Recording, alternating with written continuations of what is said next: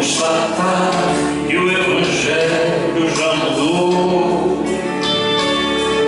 Quem ontem era servo agora acha-se Senhor e diz a Deus como ele tem que ser. Mas o verdadeiro Evangelho exalta a Deus, e ele é tão claro como a água que eu bebi, e não se negocia sua essência e poder. Se camuflado a excelência perderá. O Evangelho é que desvenda os nossos olhos e desamarra todo nó que já se fez.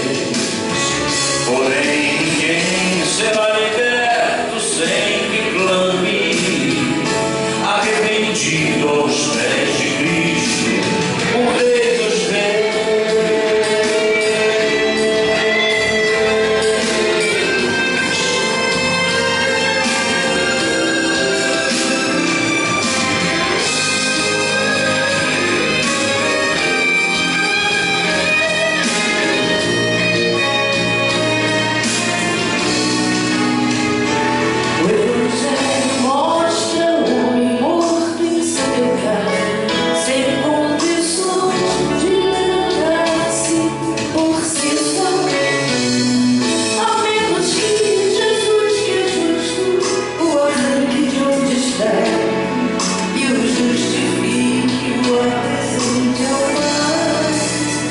Mostra ainda a justiça de um Deus que é bem maior que qualquer força ou ficção.